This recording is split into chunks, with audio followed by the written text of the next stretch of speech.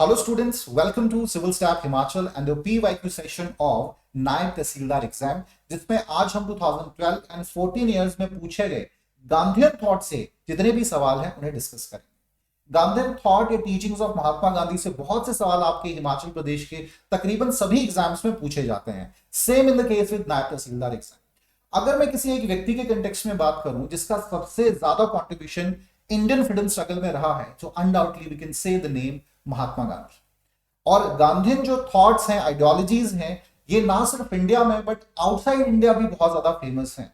Even बहुत से Nations तो इंडिया को just because of this reason जानते हैं कि महात्मा गांधी का जो संबंध है वो भारत के साथ था। भारत के वो एक बहुत ही फेमस पर्सनालिटी थे। तो चलिए स्टूडेंट शुरू करते हैं आज का सेशन।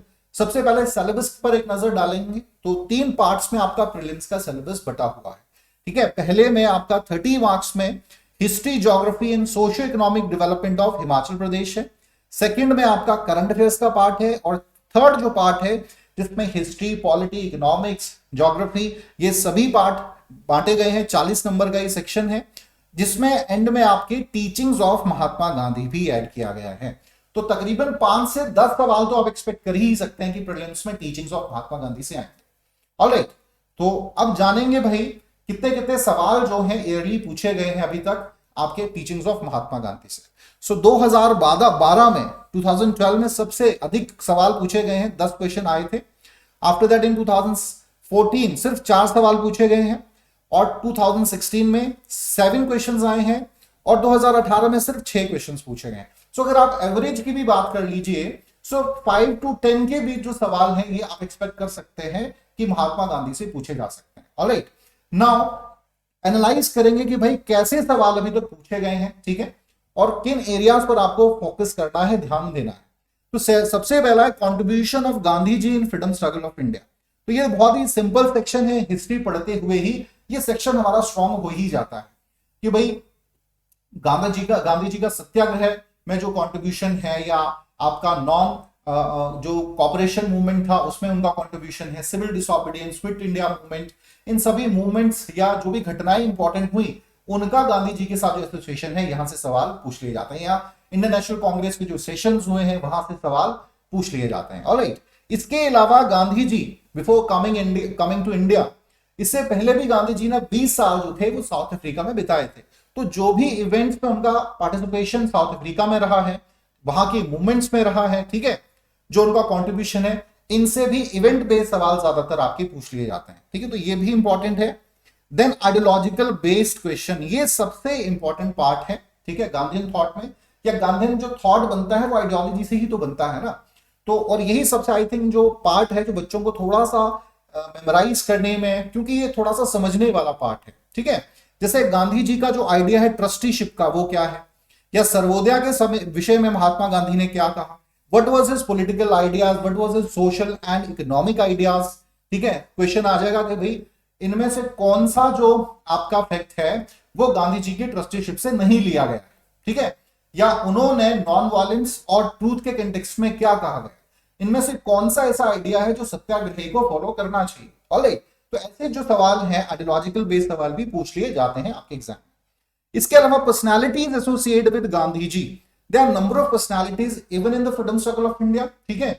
या आज भी बहुत से आपके जो फेमस पर्सनालिटीज हैं इंस्पायर्ड हुई हैं महात्मा गांधी से, तो वो अक्सर कुछ ना कुछ महात्मा गांधी के इंडेक्स में लिखते हैं। तो उनकी राइटिंग से, उनकी कोट से भी सवाल पूछ लिए जाते हैं, या जितने भी मूवमेंट्स के दौरान जो भी personalities freedom struggle of India में गांधी जी के साथ एसोसिएट रही, उनसे भी सवाल जो है बन जाते हैं आपकी परीक्षा में, एग्जाम में। अदर देन दिस कोट्स, तो जैसा मैंने कोट्स के कंटेक्स्ट में कहा, 2 तरीके की कोट्स आप ध्यान रखेंगे।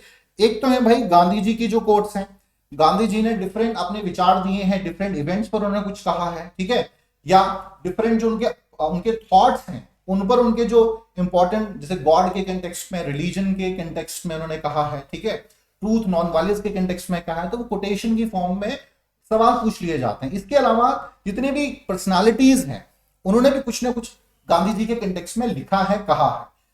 चाहे हम प्री इंडिपेंडेंस की बात करें, पोस्ट इंडिपेंडेंस की बात करें, कंटेम्प्रेरी इरा की बात करें, बहुत से जो आपके स्कॉलर्स हैं, राइटर्स हैं, they have written something beautiful about Gandhi ji. तो इनकी राइटिंग, इनकी कोट्स की फॉर्म में भी सवाल बहुत से आपके एग्जाम्स में पूछे जाते हैं। Now about Gandhi ji writing, तो गांधी जी की जो राइटिंग्स हैं, जैसे हिंद स्वराज उनकी सबसे इंपॉर्टेंट राइटिंग है, तो हिंद स्वराज बहुत इंपॉर्टेंट हो जाता है। अलग अलग तरीके से हिंद स्वराज से सवाल पूछ लिए जाते हैं, ऑलराइट। या फिर उनकी जो प्रीचेस थी, उनकी जो लेक्चर्स थे, different newspapers freedom struggle of India के समय में छपे हैं, पब्लिश हुए हैं, ठीक है, न्यूज़पेपर्स में आर्टिकल्स की फॉर्म में, वहां से भी सवाल आपके एग्जाम्स में पूछ लिए जाते हैं। इसके अलावा हम बात करेंगे अदर्स राइटिंग। ये तो हमने बात की गांधी जी की राइटिंग के कंटेक्स्ट में। इसके अलावा बहुत से स्कॉलर्स ने गांधी जी के कंटेक्स्ट में लिखा है, गांधी जी के बारे में लिखा है अपनी राइटिंग्स में। इवन तो जैसे मैंने कहा कंटेम्प्रेरी राइटर्स से भी सवाल पूछे जा सकते हैं, या इंडिपेंडेंस पीरियड के समय में बहुत से राइटर्स ने गांधी जी के कंटेक्स्ट में कहा। और ये जरूरी नहीं है कि वो इंडियन हो, बाहर के बहुत से स्कॉलर्स ने, राइटर्स ने गांधी जी के बारे में या गांधीयन थॉट पर अपने विचार दिए हैं। तो उनके थॉट्स, उनके आइडियाज जो गांधी पर थे, गांधी जी पर थे, उनसे रिलेटेड सवाल आपके एग्जाम्स में पूछे जा सकते हैं। So in short we can say that कि ऐसा नहीं है कि भाई जो फ्रीडम स्ट्रगल ऑफ मूवमेंट में ही गांधी जी की पार्टिसिपेशन रही है, सिर्फ उसी से सवाल पूछे जाएंगे, ऑलराइट। सो अभी आपको आइडिया हो जाएगा जैसे जैसे हम क्वेश्चंस करेंगे। पहला सवाल आपकी स्क्रीन पे है, Who was the instrumental in establishing Sabarmati Ashram of Mahatma Gandhi by providing 1.50 lakh in the year 1921? Option A, Jamna Lal Bajaj, Raja Baldev Das Birla, Raja Dr. Paranjeevan Das Mehta, and D, Adamji Priya Bhoy. तो ये चार option है students, answer करेंगे, जरा बताएं।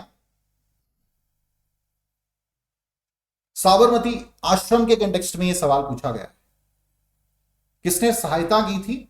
सो C is basically the right answer, doctor Pranjivan Das Mehta. बहुत ही close friend ये महात्मा गांधी जी के रहे हैं, बॉर्न इन मुंबई, और बहुत फेमस फिजिशियन, लॉयर और एक बिजनेसमैन थे, ज्वेलरी का इनका बिजनेस था, और गांधी जी को बहुत ज्यादा इन्होंने सपोर्ट किया। इवन 1909 में इन्होंने गांधी जी को जो है महात्मा भी कहा था। तो ये सवाल भी इंपॉर्टेंट हो जाता है। इसके अलावा England, South Africa and even in India ही हेल्ड महात्मा गांधी अलॉट। तो बहुत अच्छे क्लोज फ्रेंड थे। इवन गांधी जी ने जो हिंद स्वराज है वो डेडिकेट की थी अपने फ्रेंड को, प्रणजीवन दास को, ठीक है। तो आपका C is basically the right answer. Now move towards question number 2। In which format Hind Swaraj was written by Mahatma Gandhi? Option A, diary, letters, dialogue between the editor and reader, and D, essay. Kindly answer student, what should be the right answer? Question number 2. Hind Swaraj से ही संबंधित ये आपका सवाल है जो कि writing है गांधी जी की। So C is basically the right answer. जिनका आंसर सी है बिल्कुल सही है। So it is written in the form of a dialogue between editor and reader, ठीक है। आपके ये किताब जो है गांधी जी ने 1909 में लिखी थी, बाद में डिफरेंट लैंग्वेजेस में पब्लिश भी हुई है। Originally it was written in Gujarati language, specially जब गांधी जी ट्रैवल कर रहे थे, ठीक है, तब उन्होंने ये किताब लिखी थी आपके लंदन टू साउथ अफ्रीका। तो उन्होंने ये किताब जो है लिखी थी और एक डायलॉग की फॉर्म में है, रीडर और आपके जो एडिटर है उसके बीच। चलिए नेक्स्ट हम डिस्कस करेंगे Question number 3. Basically, Hind Swaraj happens to be. So, option A, an outline for attaining Swaraj, a discourse on civilization, a blueprint for rural development, an exposure of the menace of colonial rule. Kindly answer students, question number 3. तीसरा सवाल भी आपका हिंद स्वराज पर ही है। So B is the right answer, ठीक है। वैसे तो हिंद स्वराज में गांधी जी ने कुछ और भी आइडियाज पे बात की है, बट प्राइमरली जो सिविलाइजेशन है उसके कंटेक्स्ट में गांधी जी ने बात की। नाउ सिविलाइजेशन सिर्फ इंडियन सिविलाइजेशन पर ही नहीं, वेस्टर्न सिविलाइजेशन को भी बॉर्डरली क्रिटिसाइज हिंद स्वराज में गांधी जी करते हैं। उन्होंने कहा कि वेस्टर्न जो सिविलाइजेशन है it is based on violence पर यह आधारित है, और इंडियन जो भारतीयों के लिए तो बिल्कुल वेस्टर्न सिविलाइजेशन का जो मॉडल है सही नहीं है। We need to get rid of आपके एक सोललेस मशीन कह दिया वेस्टर्न सिविलाइजेशन को, क्योंकि बेस जो आधार है इंडियन सिविलाइजेशन का, spirituality is somewhere the base. When it comes to the western civilization, so materialistic world के साथ ज्यादा क्लोजनेस है। तो गांधी जी इसीलिए वेस्टर्नाइजेशन को या वेस्टर्न मॉडल को क्रिटिसाइज करते हैं। ऑलराइट, सो ये गांधी जी ने अपनी हिंद स्वराज में कहा। Next question number 4, what caption was given to the first American edition of Hind Swaraj published in 1924? तो ये भी अगला सवाल आपका क्वेश्चन नंबर 4 भी हिंद स्वराज से है। 2012 के पेपर में हिंद स्वराज से ही आपके 3 से 4 सवाल आ गए हैं, देख लीजिए। सो ऑप्शन है sermon on the mount, B sermon on the sea, commandant of an eastern sage, and D vision of the better world. Question number 4 students kindly answer. किस कैप्शन के साथ अमेरिकन एडिशन लिखा गया था आपके हिंद स्वराज का? So B is basically the right answer, Sermon on the Sea. ठीक है, इस कैप्शन के साथ ये जो 1924 में ट्रांसलेट की गई थी, ठीक है, आपकी लिखा गया था इसे सरमन ऑन द सी के नाम से, और इसे एडिट किया था हरिदास टी मजूमदार ने। तो ये सवाल भी याद रखेंगे, एडिशन के कंटेक्स्ट में सवाल पूछा जा सकता है। 1924 की ये इवेंट है। ऑलराइट, चलिए नेक्स्ट हम बात करेंगे question number 5, what was the reaction of Mahatma Gandhi after going through R C Dutt monumental's work Economic History of India? Option A, British rule was a satanic rule. The blood of country's heart was being sucked. C, his eyes were moist with tears. And D, British rule was a curse. So kindly answer student, what shall be the right answer? Question number 5 is on screen.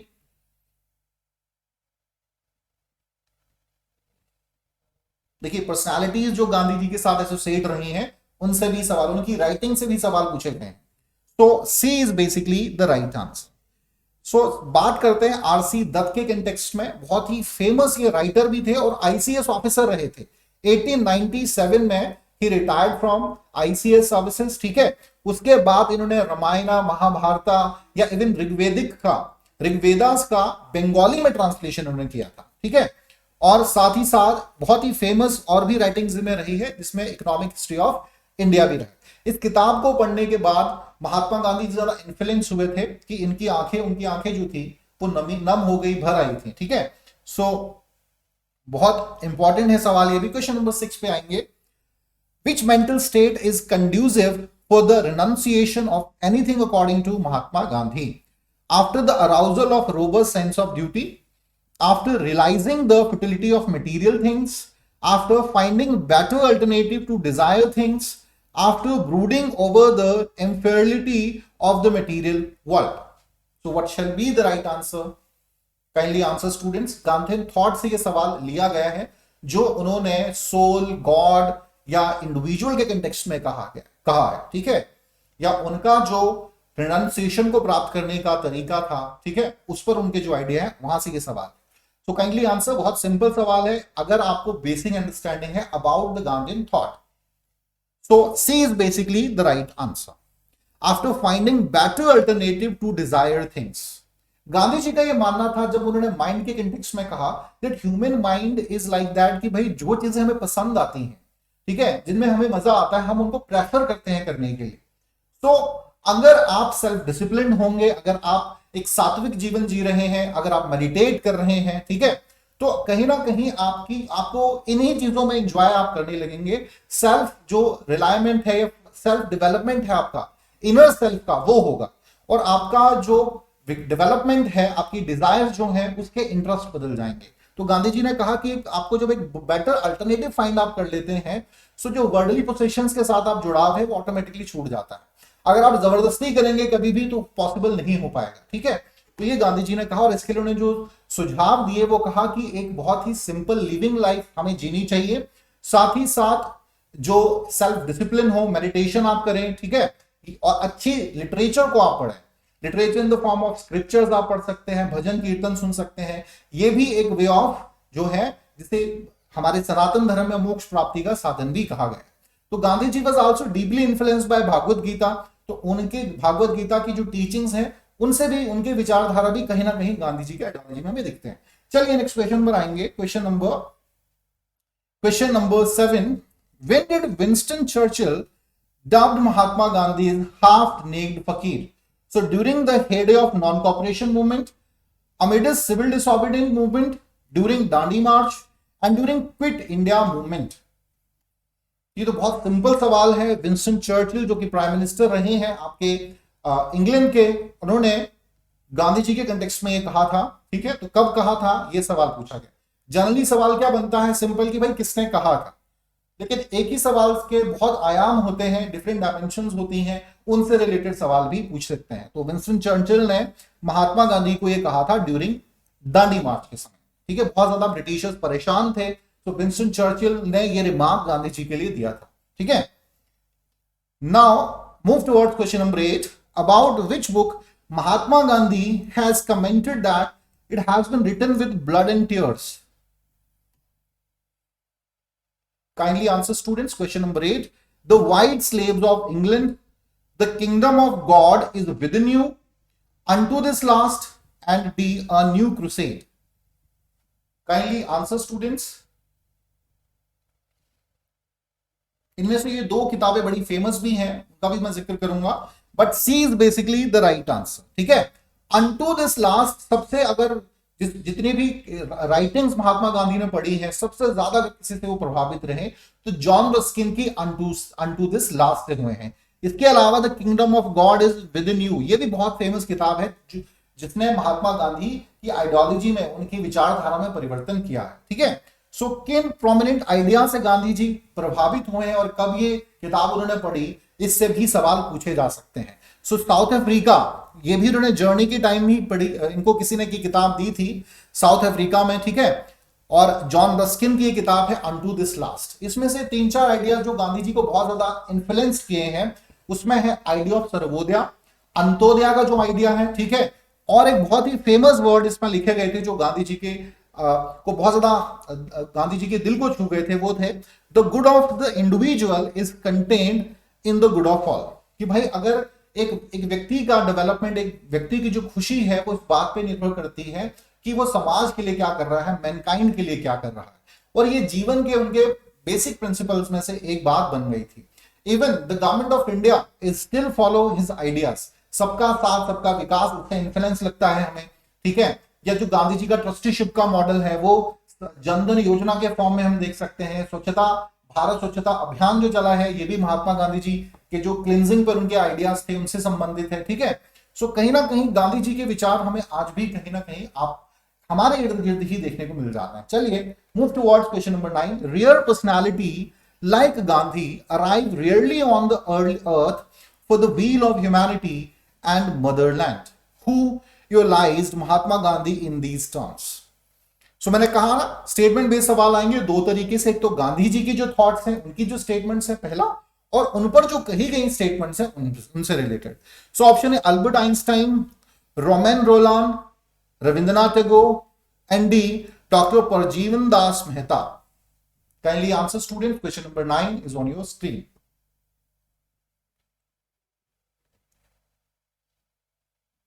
सो सही उत्तर है आपका question option D, doctor Pranjivan Das Mehta. Doctor Pranjivan Das Mehta के context में हम पहले question में बात करें हैं, ठीक है।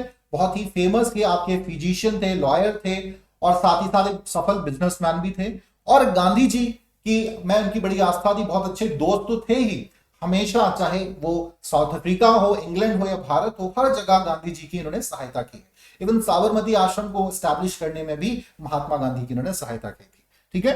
तो ये नाम याद रखेंगे students. Question number 10।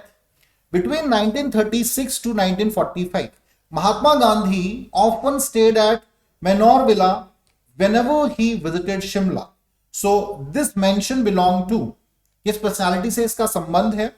Amrita Shergil, Rajkumari Amrit Kaur, sir Ken Fitz and Mohan Singh Oberoi. Kindly answer students, what shall be the right remark? Question number 10. So B is basically the right answer. All right.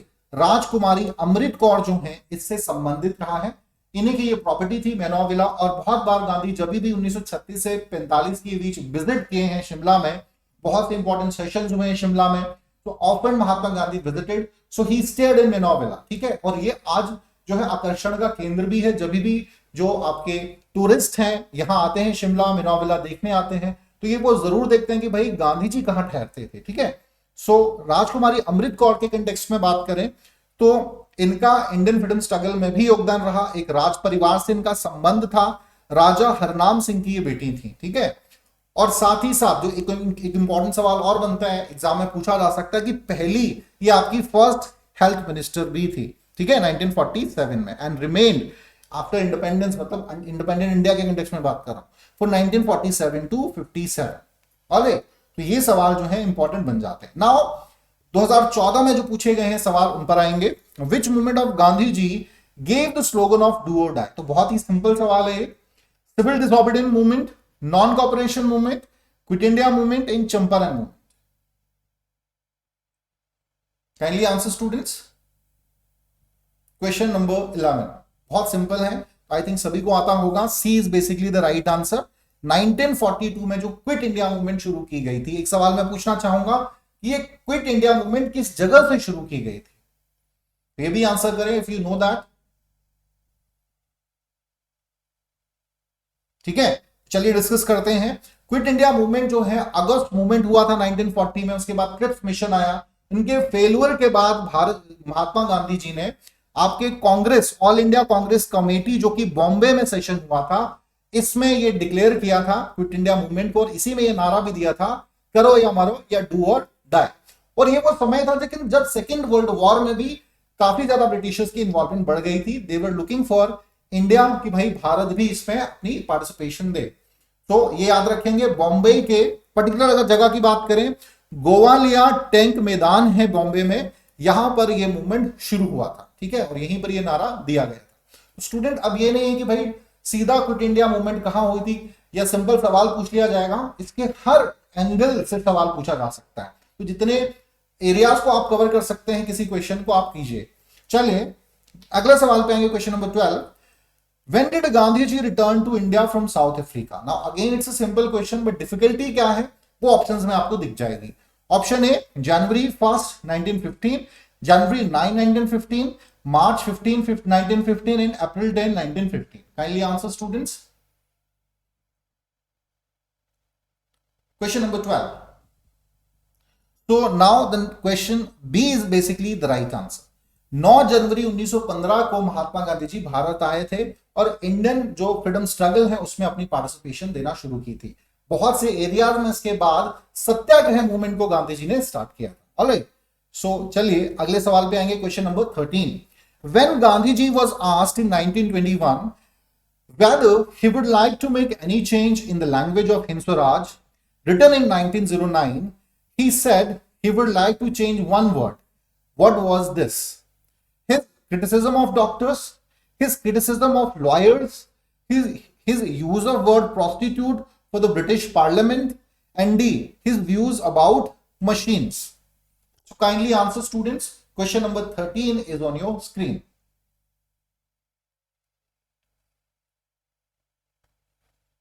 एक डायलॉग में ये सवाल गांधी जी से पूछा गया था 1921 में। ठीक है, हिंद स्वराज से संबंधित। तो देखिए कैसे सवाल पूछे जा रहे हैं। देखिए पीवाईक्यू का मतलब ये है ना कि आपको ये पता चले कि क्वेश्चंस कैसे आए। तो basically student C is the right answer. Gandhi ji से जब ये सवाल किया गया था तो उन्होंने कहा था कि मुझे खेद है कि मैंने अपनी हिंद स्वराज में ब्रिटिश पार्लियामेंट के लिए प्रोस्टिट्यूट शब्द का इस्तेमाल किया है, जो मुझे नहीं करना चाहिए था। अगर मुझे कुछ बदलना है तो इस शब्द को मैं बदलना चाहूंगा। ऑलराइट, सो ये इन्होंने कहा था। नाउ क्वेश्चन नंबर 14 पे आएंगे। In which year did Gandhi ji set up Harijan Sevak Sangh? Option A 1917, 1922, 1928 and D 1932। Kindly answer students. क्या आंसर होगा इस प्रश्न का, इस क्वेश्चन का?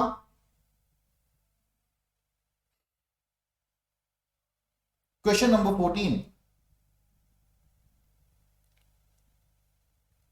सो D is basically the right answer. 1932 में हरिजन सेवक संघ की महात्मा गांधी जी ने स्थापना की थी for the upliftment of depressed classes. Depressed classes के साथ जो एट्रोसिटीज हो रही थी, गांधी जी ने उसे ध्यान में रखते हुए ही ये आपकी ऑर्गेनाइजेशन की, एक नॉन प्रॉफिटेबल ऑर्गेनाइजेशन थी जिसकी स्थापना 1932 में गांधी ने की थी। ठीक है, ताकि जो एक कास्ट बेस्ड डिस्क्रिमिनेशन होता है स्पेशली डिप्रेस्ड क्लासेस का, उनका वो विकास कर सके। हरिजन शब्द का उन्होंने प्रयोग भी किया, ठीक है। तो ये तमाम चीजें आपको याद रखनी है। So I hope student you got an idea कि भाई कैसे सवाल आपके एग्जाम्स में पूछे गए हैं। 2012 और 2014 के क्वेश्चंस को हमने डिस्कस किया है। जैसे मैंने आपको कहा कि इन सभी आपको देखिए बेसिकली याद क्या करना है, पीवाईक्यू, इन पीवाईक्यूज का की सिग्निफिकेंस क्या है, यही जो है कि आपको ये समझ में आए कि भाई कैसे सवाल पूछे गए हैं और इन एरियाज को हमें कवर करना है।